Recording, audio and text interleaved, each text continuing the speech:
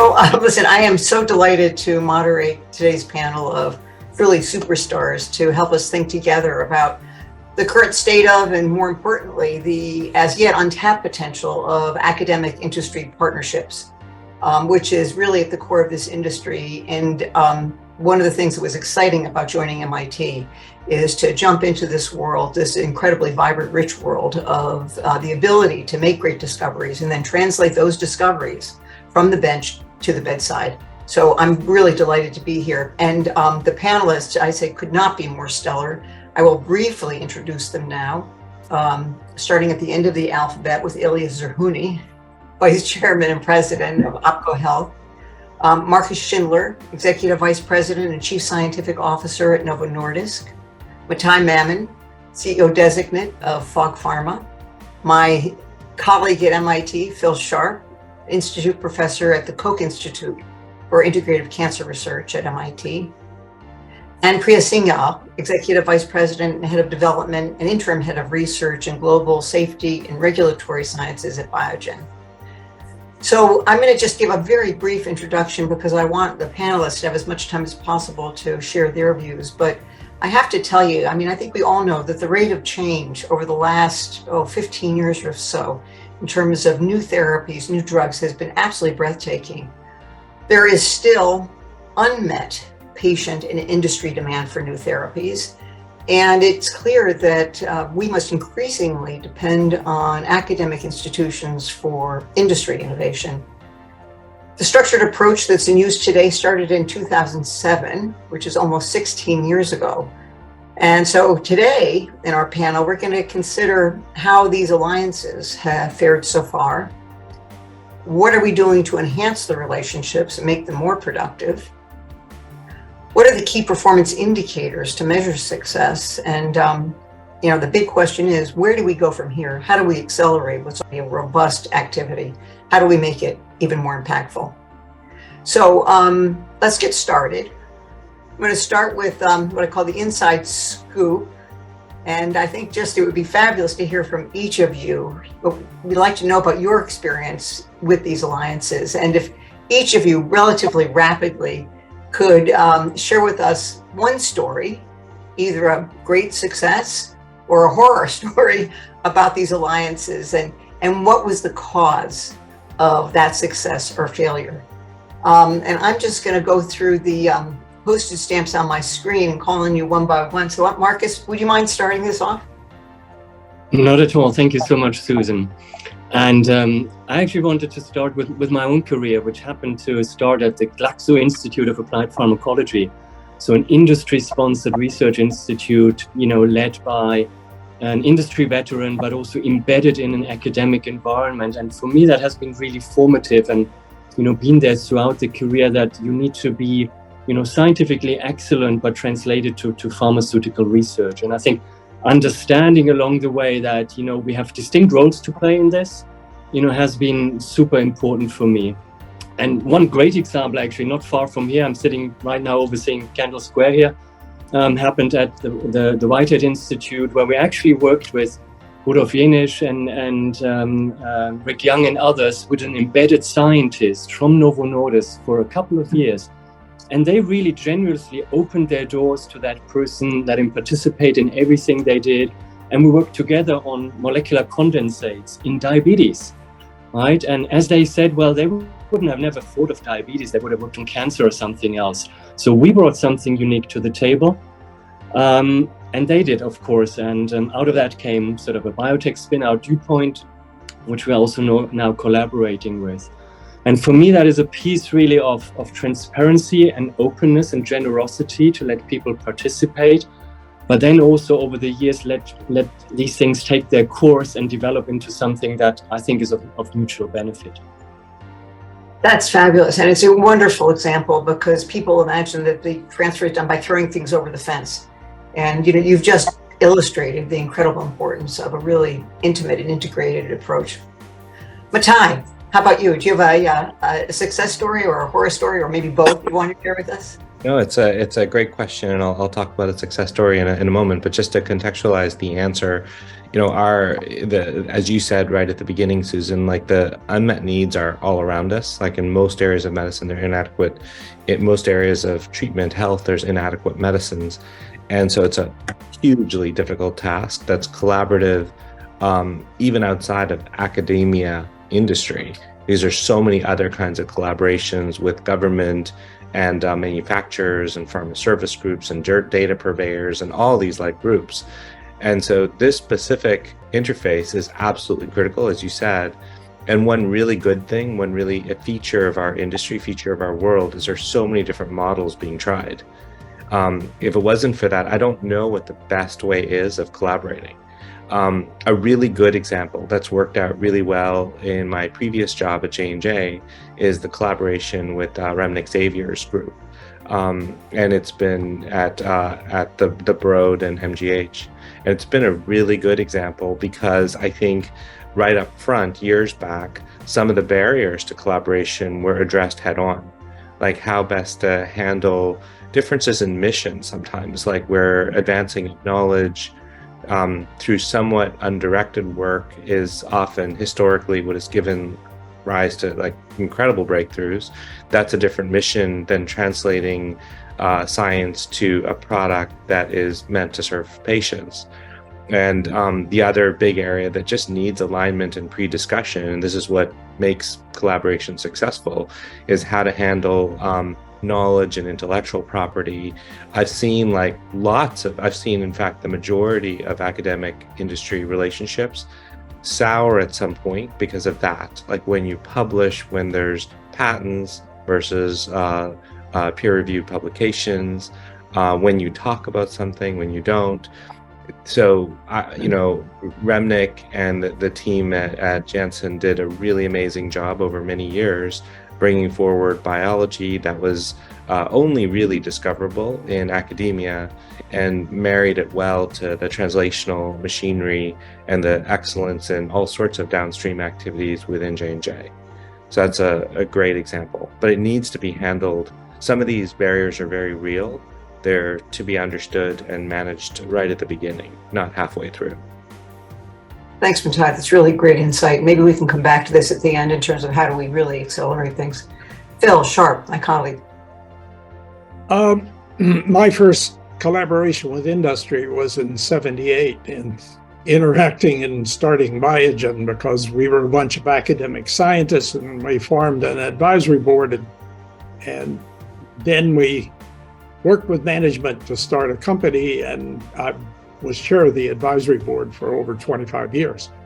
So it became part of the collaboration. Since then at MIT, I've been head of many collaborations with industry. I'm sorry to say, and we've avoided horror stories, and the reason for that is that the two parties had a full understanding of what both parties can bring to the collaboration. And I'll take the example of Merck. Ed Skolnick was head of research at Merck. He wanted to actually build relationships in Cambridge and at MIT. We started a collaboration. He learned about faculty. He learned about what we were doing. We used the resources to stimulate a lot of young faculty to get involved. We started programs training engineers in biology because Merck wanted more people in that space. And we supported very excellent research, which they learned about. But Ed knew and I knew that we weren't developing products at MIT. We were developing people and science, and that's what they wanted. And we had a very effective collaboration. Now, you can be more oriented towards particular disciplines now, but that was a very successful collaboration. Great, thank you. Shared understanding of everyone's roles. Yeah, please. Priya? Oh, you're on mute. Thank you. Oh, there you are, great. Yes, thank you. First of all, excellent to be on the panel with all of you. And I'll just start by saying that, I think I believe, and I know at Biogen this is true, Phil, led by you that many years ago, that it's really a team sport, everything that we do. So we see this interface and we see the collaboration between industry and academia as an absolute prerequisite. We also see it, I think, Matai, to your point, we see it across the chain. So we explore it for CMC, targets, human biology, building medicines, and more. I think we've had many, many successful collaborations, but one that stands out for me is a collaboration that we had with a university in the Netherlands. And the reason that I think this was very unique is about the clarity at the outset, which was also mentioned, about setting expectations, about being very clear what the incentives were on both sides, what the goals and objectives were.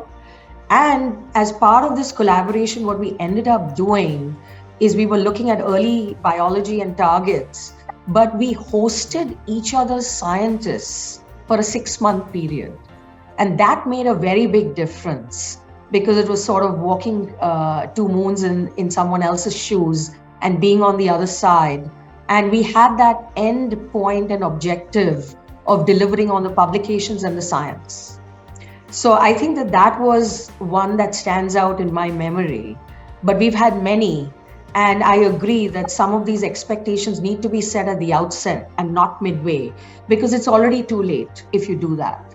The other point I'll make is, sometimes we have very large umbrella agreements with not as much clarity. And I've found it to be much better in the reverse, which is you start off with a very focused collaboration, and depending on milestones, expectations, and success, you expand it. That works much better in my experience. Thank you. Thanks very much, Priya. Great insights. Ilyas, please. Yeah, that's a great question, Susan. So I'll just share with you what didn't work and then share with you what worked. And I think some of the points have already been made. The one thing that didn't work in my life in academia as an executive vice dean, and when I remember the tendency at the time was to do institution to institution partnerships. So the University X would work with company Y, and then they would work together, have a common committee, and try to make something happen. That was an utter failure. It didn't work. And you can tell, I won't name names, but there are examples we all know of great programs with multi-million dollars that just didn't happen because of what Priya and Matai already said. It's almost like, academia, the product of academia is knowledge and trained scientists and technology and engineers. The product of industries is products, and those two don't match. It's almost like oil and water. So what did work? You need an emulsifier. To mix oil and water, you need an intermediate. And I think that the intermediate are either things that can work, like separate institutes that are funded by industry, close by academic ecosystems, like the Novartis Institute in Boston, and many of the R&D organizations that are now coming to Boston seek to benefit from an informal network. What did work for me was something that actually Andy knows well, was the notion that the pharma company would reach out to academic teams with the following characteristics. Number one, it had to be a great scientific idea, with really great science and great scientists. It's not enough to have an idea. You have to have the originators of the idea on board. The second is the company itself had to understand the constraints on each side, that the academic team really needed to have support. But you could not provide support without creating an intermediary, which is a biotech company, which is the model that most people follow today. But to do that, you need an assembler. And this is something that I don't think we put a lot of attention, because you need someone who's trusted by all parties, who is the super connector and assembles the components. And so we worked with Third Rock venture, and with Cricket Seidman and her husband, because they knew the genetics. We worked with Sputich at Yale because he had figured out the structure of myosin and actin, and with Andy's insight, he told me, he said, this is really something we need to support. And we made a common endeavor called myocardia. And the idea there was that everybody thought would be a wild goose chase was that we had a genetically driven science with a biophysically understood mechanism and the capacity of a third party put together. Actually, I credit Charles Humsey for being the assembler in this case. And so I think this is my experience. Institution to institution doesn't work. Specific idea, specific team, assembled by an intelligent superconnector who is really connecting capital sources, knowledge sources, skill sets, academia, industry. That works, and that I've seen examples of that. I think flagship pioneering essentially is a superconnector, super assembler. So I will stop there.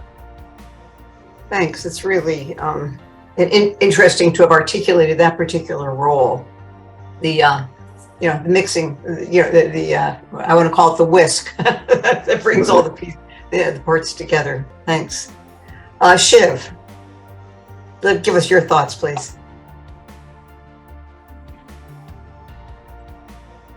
Well, it was very educative, and I echo what Elias has said, especially in a country like India, at this Indo-US Forum. The academia wants to work with industry, but the government has a feeling that any scientist who works with industry is probably has some vested interest. And the vested interest is that he may be funded, or he may have, some other kind of, support. So the best way is to have a biotech, incubator.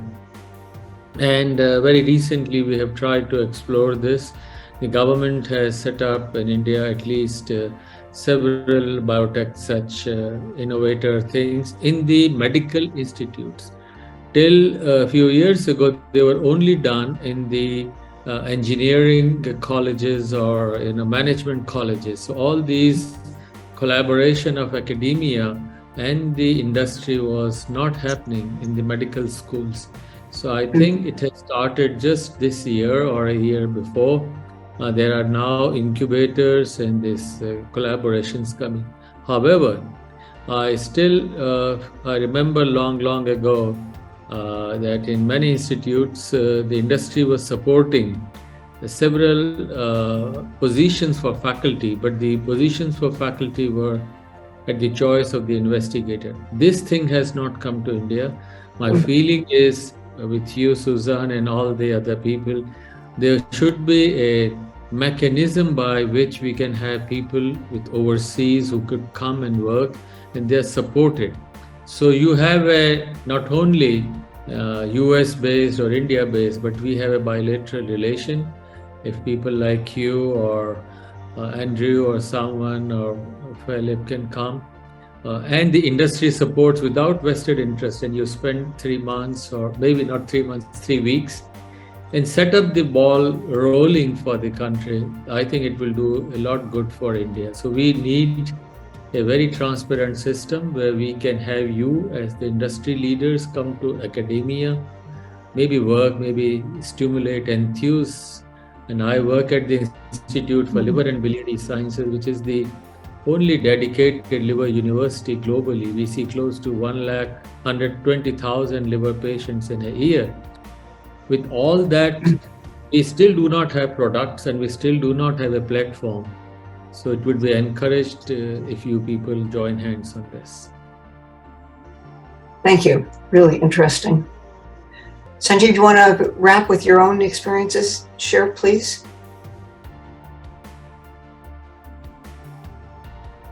I'm afraid you're on mute. You could unmute, we'll hear you. Thank you. Yeah, thank you very much, and excellent discussion, and pleasure to be here. My experience with industry is good. we have done recently a nasal trial for COVID vaccine, and it was very successful nowadays, and we are using as a booster dose. And as said by Professor Sareen, that in India, we have collaboration with industry, and I'm working at All India Institute of Medical Science in New Delhi, where we have collaboration with many industry partners and doing successful research. Thank you. Thank you very much. I have to tell you, I'm just going to make an observation. So many of you highlighted something that surprises me, which is the real physical cohabitation. There is a sense that, there's a piece of the work that gets done in the academy and a different piece of the work that gets done in industry. And, this idea that actually having people, real humans, from the other entity, living and breathing and working together, I think is really powerful. And you've all, articulated just how much that helps move things along. So I want to, ask a question more of perception, but I think it's an important one, which is that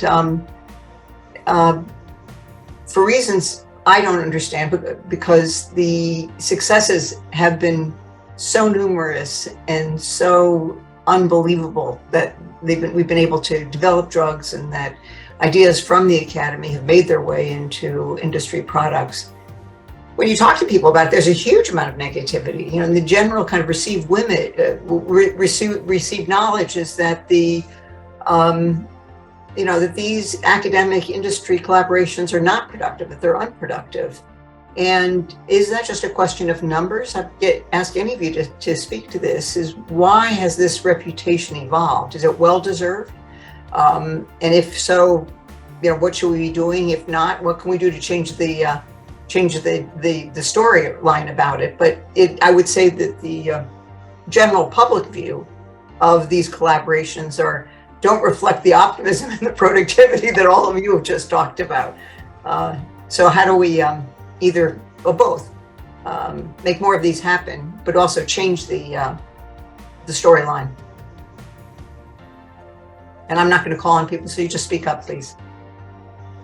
I can start. This is Priya. Please.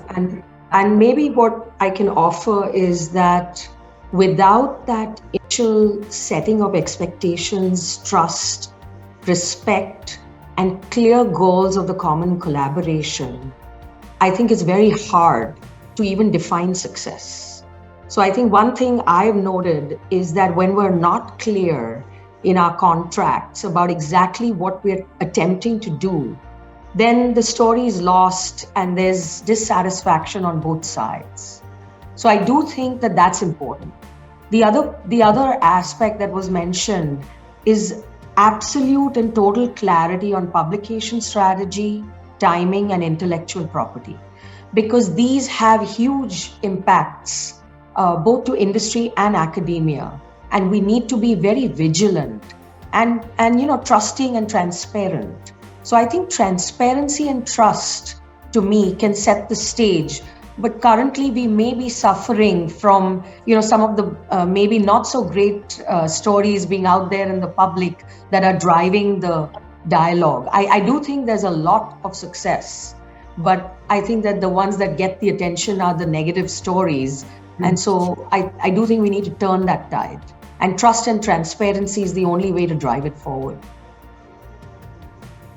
Maybe I can build on, I think, Priya's excellent points, which I think is a super important baseline.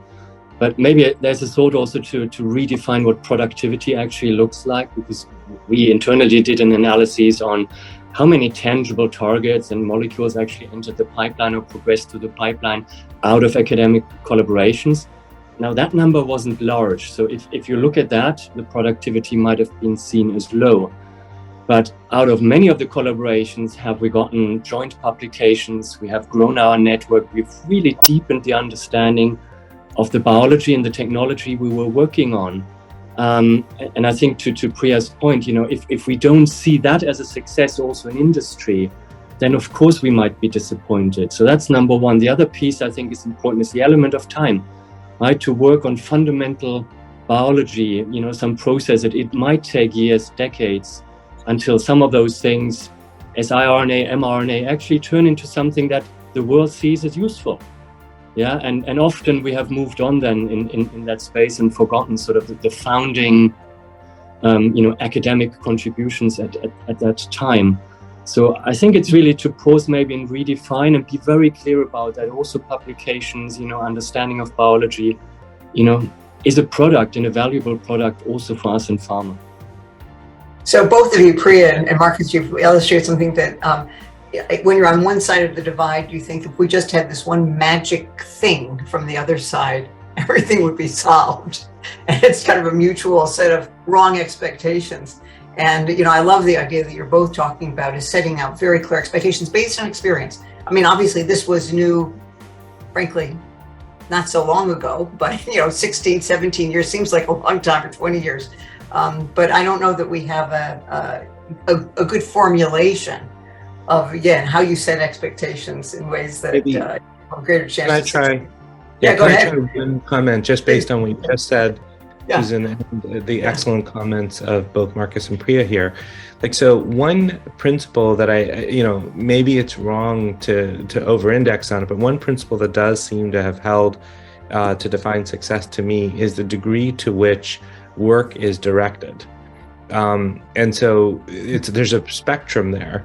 I think if work is very undirected, like if it's curiosity driven to the extreme, then the government industry interface is often best. And those sometimes I get worried if those become too applied and too directed and too goal oriented. In industry academia, in academic collaborations, where it sometimes fails or falls apart is when there's an attempt to be too far one way or the other. If it's very undirected, then the time frame for any kind of tangible success might be literally decades. So it might be one of those things where in retrospect you rationalize talent and knowledge being infused into the system, but on any normal measure of success, like within the company, it'll be seen, even 10 years out as, it didn't yield anything. So then on the other hand, I've seen it fail also where it's very frustrating to the academic partner if it's so directed that the academic partner feels like a CRO.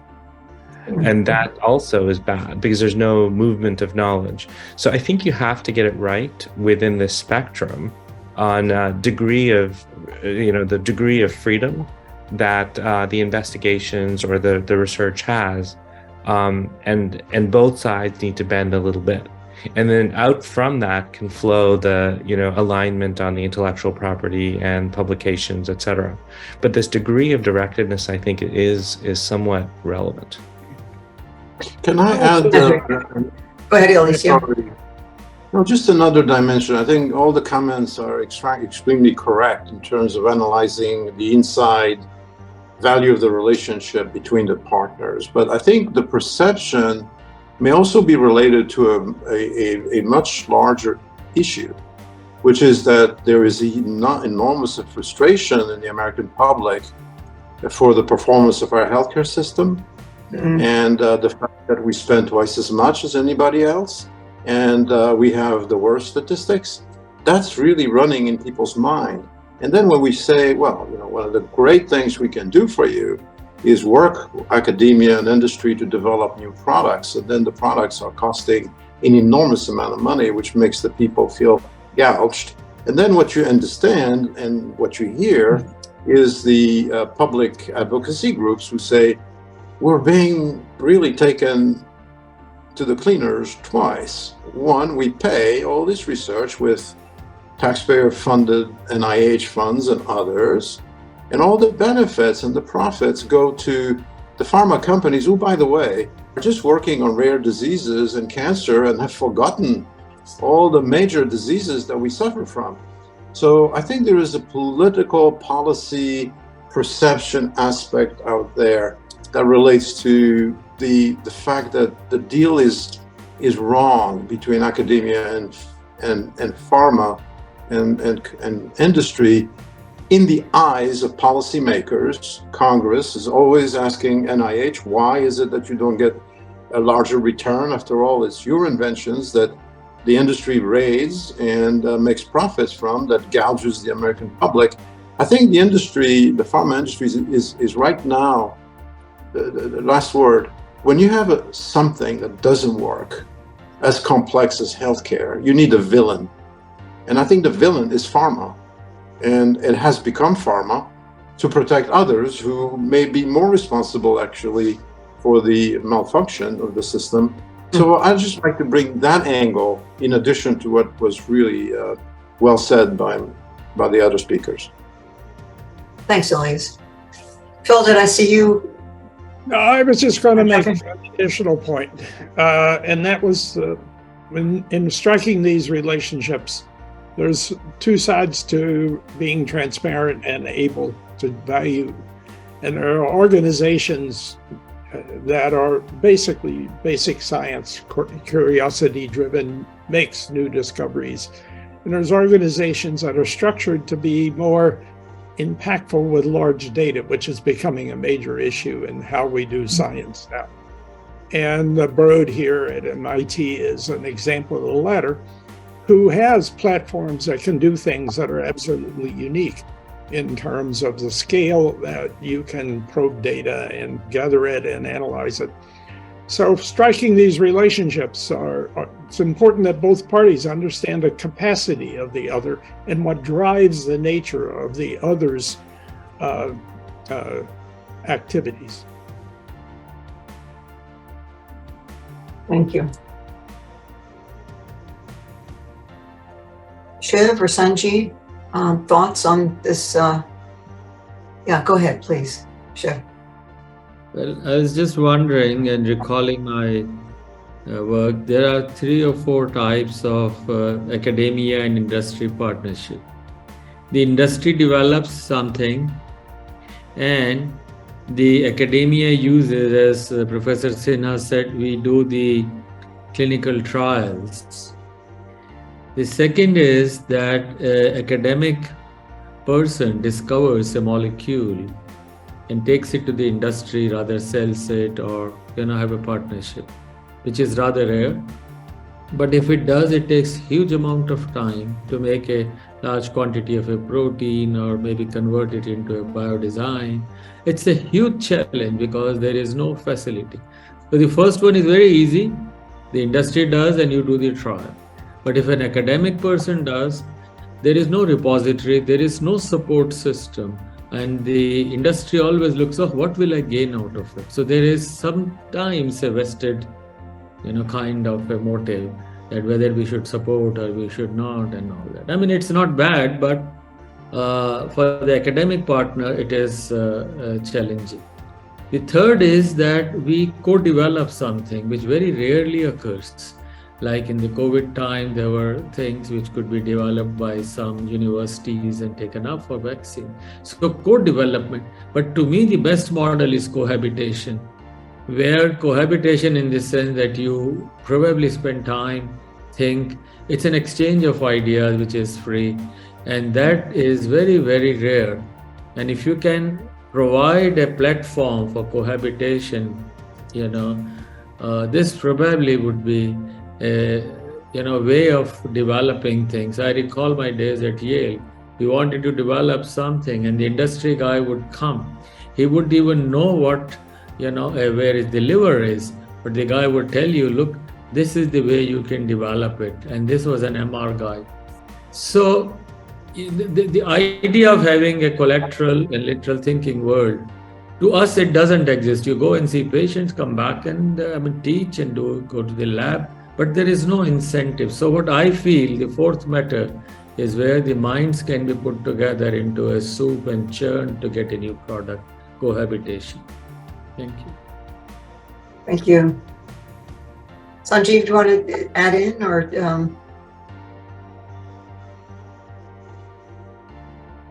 Oh, and you're on mute, I'm sorry. I have one question with panel, if you permit. Please. Yeah, so my question is, how can industry academia partnership better collaborate with research and development and innovation by bringing together industry and universities partners in application and infrastructure?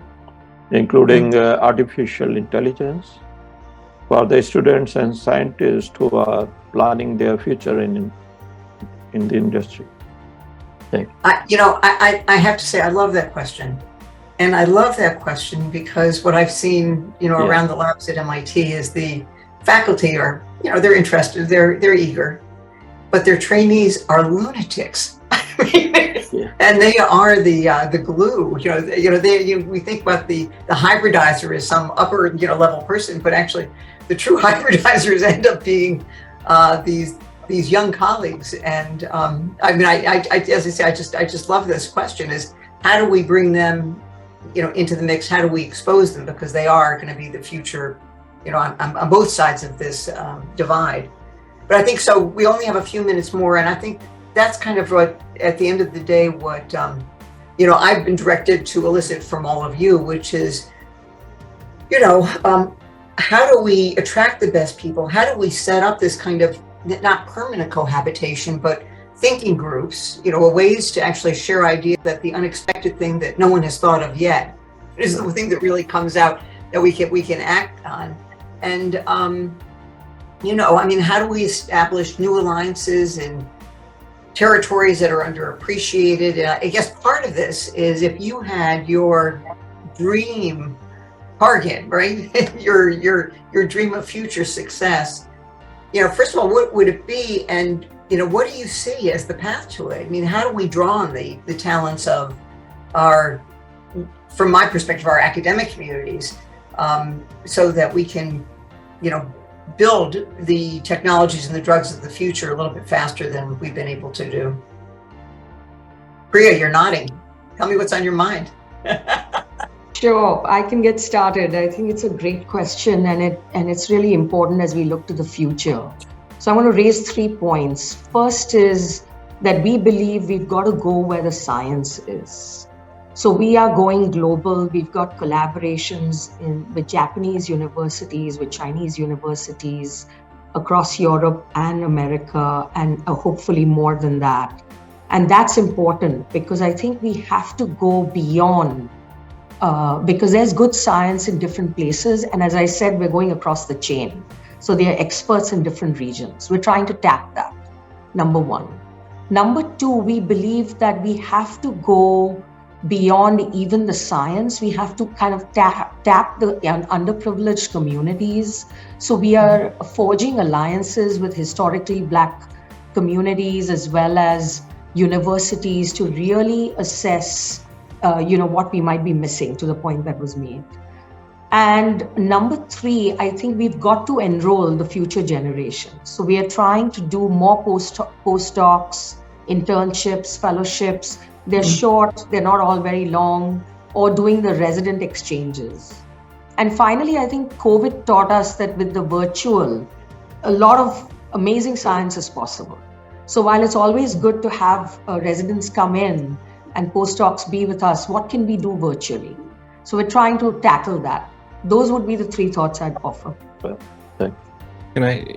Yeah. Please, Vitai, go ahead. Yeah. Just in response to one aspect of the question around artificial intelligence, data science very broadly, this is an area that within the regulated atmosphere of biopharmaceutical companies 10 years ago, 15 years ago, is still new, brand new. And right now it's coming in strong, but the skill sets don't necessarily exist yet. It's all in flux, it's all changing. So we don't have to think of academic industry collaborations as always, establish a biology research program, a medical research program, sign a contract to it. It can be more organic. Like in the case, I'd like to highlight an example where in the J&J system, where a data science team was built very expertly internally, absolutely key first advisors and then eventually collaborators became Dina Katabi and Regina Barzilay.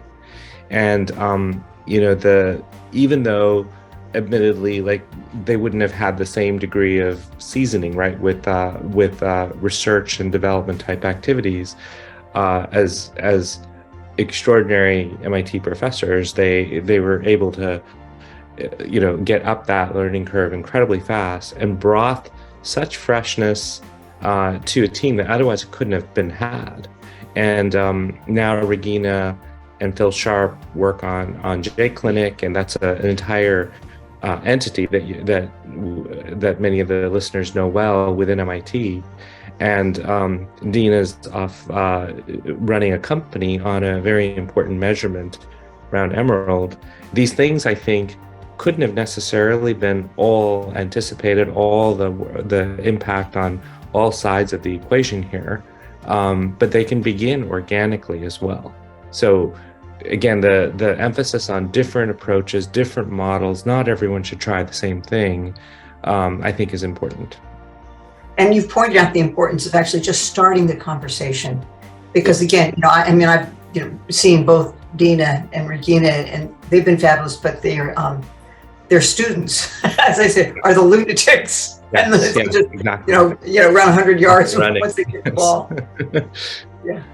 All right. I think I'm getting the cue that we're running over time. What a surprise. Thank you all for joining me in this really interesting conversation. And I really trust that all of us together will figure out a way to accelerate progress going forward.